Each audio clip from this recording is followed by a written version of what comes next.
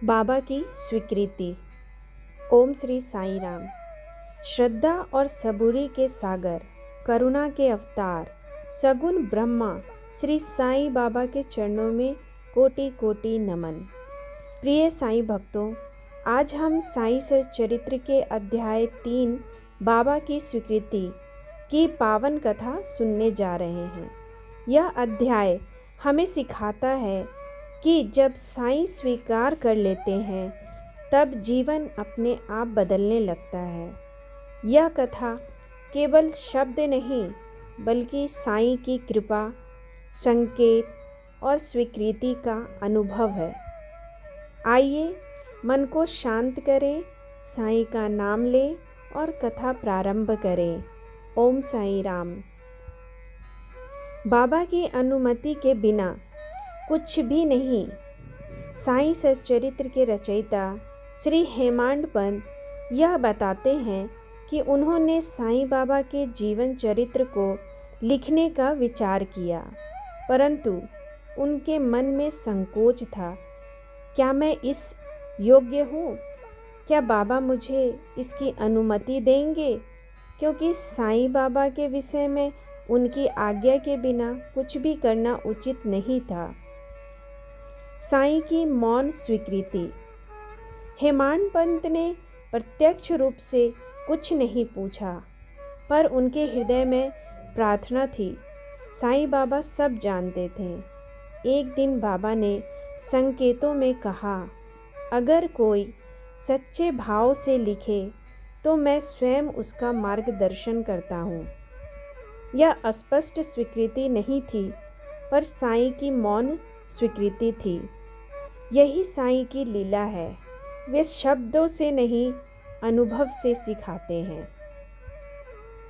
साईं की स्वीकृति का अर्थ। बाबा की स्वीकृति का अर्थ है अहंकार का त्याग, पूर्ण समर्पण, श्रद्धा और सबूरी और गुरु पर अटूट विश्वास।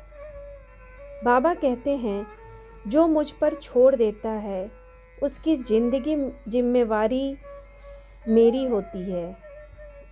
गुरु और शिष्य का संबंध।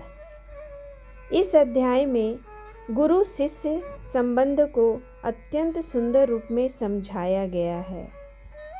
गुरु केवल ज्ञान नहीं देते, वे जीवन की दिशा बदल देते हैं। साईं बाबा अपने भक्तों को कभी कभी कष्ट देते हैं, पर वह कष्ट कृपा का ही रूप होता है। साईं का लेखन में हस्तक्षेप।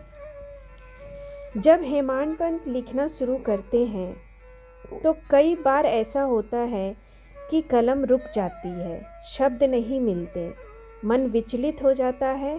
तभी साईं बाबा किसी न किसी रूप में संकेत देकर मार्गदर्शन करते हैं। इससे यह सिद्ध होता है कि साईं सच्चरित्र स्वयं साईं बाबा द्वारा संचालित ग्रंथ है। भक्तों के लिए संदेश। इस अध्याय का मुख्य संदेश है, बिना साईं की अनुमति कुछ न करें। अपने कर्म उन्हें अर्पित करें, परिणाम की चिंता छोड़ दें। साईं कहते हैं, तुम केवल कर्म करो, फल की चिंता मुझ पर छोड़ दो। आज के जीवन में बाबा की स्वीकृति। आज भी यदि हम कोई नया कार्य शुरू करें, कोई निर्णय लें या संकट में हो, तो साईं से मन ही मन पूछें, बाबा क्या यह आपकी इच्छा है? यदि मन शांत हो जाए तो समझ लीजिए बाबा की स्वीकृति मिल गई। प्रिय साईं भक्तों, आपने सुनी साईं सच्चरित्र अध्याय 3 बाबा की स्वीकृति की पावन कथा। याद रखिए, जहाँ साईं की स्वीकृति होती है वहाँ असंभव भी संभव हो जाता है। अपने जीवन के हर कार्य में साईं को शामिल करें, फिर देखिए चमत्कार कैसे होते हैं।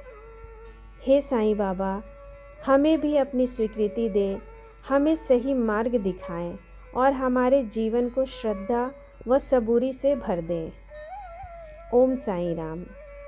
यदि यह कथा आपको अच्छी लगी हो तो लाइक करें, शेयर करें और चैनल को सब्सक्राइब ज़रूर करें।